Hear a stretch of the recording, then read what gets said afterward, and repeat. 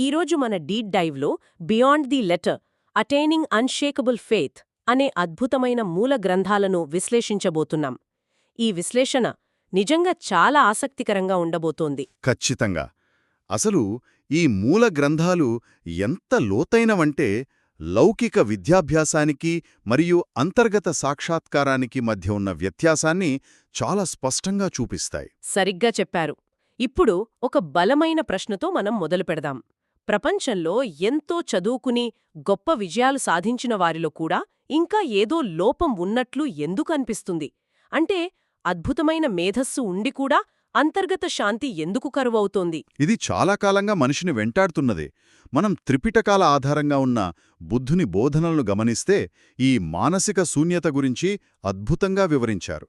బాహ్య విజయాలు లేదా మన మేధోపరమైన ఎదుగుదల మాత్రమే మనకు సంపూర్ణమైన మనశ్శాంతిని ఇవ్వలేవని అందులో చాలా స్పష్టంగా ఉంది. అంటే ఆ మేధస్సు మనకు బయట ప్రపంచంలో మాత్రమే ఉపయోగపడుతుంది అంటారు. అవునవును.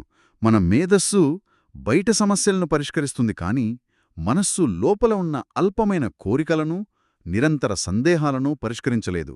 అందుకే ఆ ఖాళీదనం అలా ఉండిపోతుంది. నిజమే.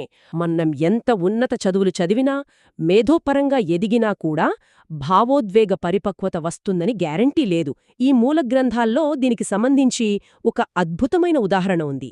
అదే రాబందు రూపకం. అవును. ఆ రాబందు రూపకం ఈ వైరుధ్యాన్ని అత్యంత ఖచ్చితత్వంతో వివరిస్తుంది. రాబందు ఆకాశంలో చాలా ఎత్తులో ఎగురుతుంది. ఆ ఎత్తు అనేది ఇక్కడ మనం సాధించే లౌకిక విజయాలకు, మన డిగ్రీలకు ప్రతీక.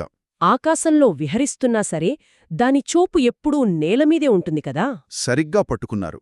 అది కింద ఉన్న కళేబరాలనే తింటుంది. ఆ కళేబరాలు ఇక్కడ దేనికి ప్రతీక అంటే మనస్సులోని స్వల్ప బుద్ధికి, సందేహాలకు, చిన్నచూపులాంటి అల్పమైన కోరికలకు ప్రతీక. అంటే మనం ఎంత ఉన్నత చదువులు చదివినా, మన ఆలోచనలు పైకి గొప్పగా కనిపిస్తున్నా ఇంకా ఆ కుళ్ళిపోయిన భావోద్వేగాలనే ఆహారంగా తీసుకుంటూ ఉంటుంది. ఎంత అద్భుతంగా చెప్పారు. ఈ రాబందు రూపకం ఆ ఖాళీదనాన్ని కళ్లకు కట్టినట్లు చూపిస్తోంది. అయితే ఇక్కడొక సహజమైన సందేహం వస్తోంది. మరి కేవలం లౌకిక జ్ఞానం సరిపోనప్పుడు దానికి ప్రత్యామ్నాయమేమిటి? లౌకిక జ్ఞానమంటే మన విజ్ఞాన శాస్త్రం, సాంకేతికత లాంటివే అనుకోవచ్చు. ఇవి ఖచ్చితంగా ఉపయోగకరమే. కాని ఈ జ్ఞానానికి నైతిక దిక్సూచి ఉండదు. అది నైతిక విలువల క్షీణతకు కూడా దారితీయవచ్చు. అంటే ఈ లౌకిక జ్ఞానం ఎలా ఉపయోగించాలో మనకు తెలియాలి. అక్షరాలా. ఇక్కడే ధర్మం నేర్పే లోకోత్తర జ్ఞానం అవసరం మనకొస్తుంది. లోకోత్తర జ్ఞానమంటే సాంకేతికతను వాడకుండా వదిలేసి అడవుల్లోకి వెళ్ళిపోవడం కాదు. ఆ సాంకేతికతను ఉపయోగిస్తూనే దానిపట్ల వ్యామోహం లేకుండా ఉండటం. అంటే ఒక సాధనాన్ని మనం ఉపయోగించాలి, కాని ఆ సాధనం మనల్ని శాసించే స్థాయికి వెళ్ళకూడదు, అవునా? ఖచ్చితంగా చెప్పారు. ఉదాహరణకు ఒక కారు ఉందనుకుందాం. కారును మనం ప్రయాణం చేయడానికి ఒక సాధనంగా మాత్రమే ఉపయోగించాలి. కానీ ఆ కారు మోడల్ ఆధారంగా, దానికున్న బ్రాండ్ ఆధారంగా మన వ్యక్తిత్వాన్ని అంచనా వేసుకుంటే అప్పుడు కారు మనల్ని శాసిస్తున్నట్లే కదా. అదే ఇక్కడ జరుగుతున్న పొరపాటు. అందుకే లోకోత్తర జ్ఞానం మనకు వ్యామోహం లేకుండా ఎలా జీవించాలో నేర్పుతుంది. సరే, అయితే ఈ లోకోత్తర జ్ఞానాన్ని సాధించడానికి మనం ఎక్కడి నుండి ప్రారంభించాలి?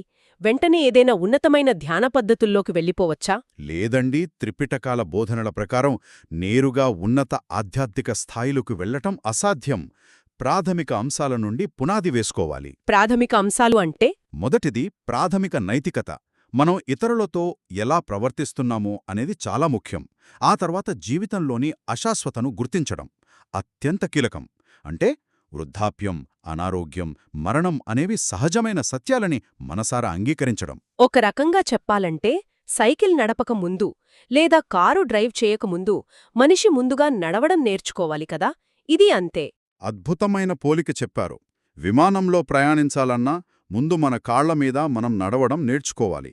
అలాగే ధర్మాన్ని ఆచరించడానికి నైతికత అనే పునాది ఖచ్చితంగా అవసరం. చాలామంది కేవలం ఏదైనా విహారకు వెళ్ళిపోతే సరిపోతుంది అనుకుంటారు. అవును. కాని కేవలం ఒక విహారకు వెళ్ళినంత మాత్రాన సరిపోదు. నిత్య జీవితంలో ఈ అశాశ్వత తత్వాన్ని గమనిస్తూ ఉండటం చాలా ముఖ్యం. ఇది ప్రతిక్షణం జరగాల్సిన ఆచరణ. నిజమే. అయితే ఈ ప్రాథమిక అంశాలు తెలుసుకోవాలంటే కేవలం ధర్మగ్రంథాలు చదివితే సరిపోదా? అందులో అన్నీ రాసి ఉంటాయి కదా. ఇక్కడే ఒక సూక్ష్మమైన వ్యత్యాసముంది. ధర్మగ్రంథాలు చదవడం ముఖ్యం. ఆ గ్రంథాలు చెప్పేది సరైనదే. కాని వాటిని మనం స్వయంగా అనుభవించే వరకు అవి సత్యమైనవి కాలేవు. ఈ సరైనది సత్యమైనది అనే కోణం ఆసక్తికరంగా ఉంది. ఇంకొంచెం వివరంగా చెబుతాలా? ఇప్పుడు చూడండి, పుస్తకంలో ద్వేషం గురించి చదువుతాము. అది సరైన సమాచారమే. కాని నిజంగా ఎవరైనా మనల్ని అవమానించినప్పుడు ఆ కోపాన్ని మనం అనుభవించడానికి చాలా తేడా ఉంటుంది. పదం మాత్రమే. దాన్ని మనసులో అనుభవించినప్పుడే అది సత్యంగా మారుతుంది. అంటే పదాలకు పరిమితమైన చదువు మనకు సమాచారాన్ని మాత్రమే ఇస్తుంది, కాని అనుభవం మాత్రమే అసలైన జ్ఞానాన్నిస్తుంది. ఒక మ్యాప్ చూసి దారి తెలుసుకోవడం సరైనదే కావచ్చు, కాని స్వయంగా ఆ దారిలో నడిచినప్పుడే అది మనకు సత్యమవుతుంది కదా. సరిగ్గా చెప్పారు. అలా సొంత అనుభవం ద్వారా జ్ఞానాన్ని పొందినప్పుడు మన నమ్మకం పూర్తిగా మారిపోతుంది. మూల గ్రంథాల ప్రకారం నమ్మకాలు 2 రకాలుగా ఉంటాయి. ఆ 2 రకాలు ఏమిటో తెలుసుకోవాలనుంది. మొదటిది ప్రాథమిక నమ్మకం. అంటే బుద్ధుని మీద లేదా బోధనల మీద ఉండే ఒక గుడ్డి నమ్మకం అనుకోవచ్చు. ఈ నమ్మకంతోనే ఒక వ్యక్తి భిక్షువుగా మారడానికి ముందుకొస్తాడు. అంటే అరణ్యకు వెళ్లి జీవించడానికి ఒక నిర్ణయం తీసుకోవడం లాంటిదా? అవును. అరణ్యాకు వెళ్లాలన్నా, కఠినమైన దుతంగా ఆచరణను ప్రారంభించాలన్నా ముందుగా ఈ ప్రాథమిక నమ్మకమే ఇంధనంగా పనిచేస్తుంది. ప్రయాణం ప్రారంభించడానికి ఇది చాలా అవసరం. మరి రెండవ రకమైన నమ్మకం ఏమిటి? రెండోదే అసలైన అచంచల విశ్వాసం. ఇది స్వయంగా తెలుసుకోవడం ద్వారా మాత్రమే కలుగుతుంది. ఒకసారి ఆ వ్యక్తి తనలో తాను సత్యాన్ని చూసిన తరువాత ఇక సందేహాలకు ఏమాత్రం తావుండదు. అంటే ఇది ఎవరో చెప్పారని నమ్మడం కాదన్నమాట. అస్సలుగాదు. తన సొంత మనసులో ఆచరణ ద్వారా తెలుసుకోవడం వల్ల వచ్చే సంపూర్ణమైన మరియు అచంచలమైన విశ్వాసమిది. ఒకసారి ఈ సత్యాన్ని చూశాక దాన్ని ఎవరూ కదిలించలేరు. చాలా గొప్పగా విశ్లేషించారు. ఇప్పటివరకు మనం మాట్లాడుకున్న సారాంశం చూస్తుంటే ఒక విషయం చాలా స్పష్టంగా అర్థమవుతోంది. మేధోపరమైన జ్ఞానం మనకు ఎంత ఉన్నా అది ఒక పరిమితి వరకు మాత్రమే ఉపయోగపడుతుంది. నిజమే. నిజమైన పరివర్తన అనేది అంతర్గత అనుభవం ద్వారా, ఆ ప్రాథమిక నైతికతను నిత్యం ఆచరించడం ద్వారా మాత్రమే సాధ్యమవుతుంది. ఈ జ్ఞానం నేటి ఆధునిక జీవితానికి చాలా అవసరం కదా. ఎందుకంటే మనం బాహ్యంగా ఎంత ఎదిగినా మన మనసులో ఉన్న ఆ రాబందులాంటి లక్షణాలను వదిలించుకోవడానికి ఇది ఎంతో సహాయపడుతుంది. ఖచ్చితంగా. బాహ్య విజయాల వెనుక పరుగెత్తుతూ మనం మన అంతర్గత శాంతిని పూర్తిగా విస్మరిస్తున్నాము. ఆ రాబందు లక్షణాల నుండి బయటపడాలంటే ఈ ధర్మ ఆచరణ ఎంతో కీలకం. నిజంగా ఇదొక అద్భుతమైన ప్రయాణం. ఇక ఈనాటి డీప్ డైవ్ లోడించే ముందు ఒక ఆలోచనను అలాగే వదిలేద్దాం.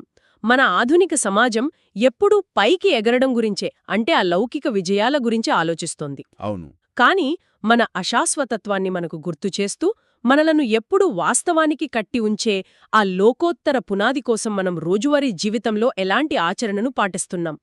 కేవలం డిగ్రీలతో ఆకాశంలో ఎగురుతున్న రాబందులా మిగిలిపోతామా, లేక మన అనుభవంతో అచంచలమైన విశ్వాసాన్ని నిర్మించుకుంటామా అనేది మనం తప్పక ఆలోచించాల్సిన విషయం.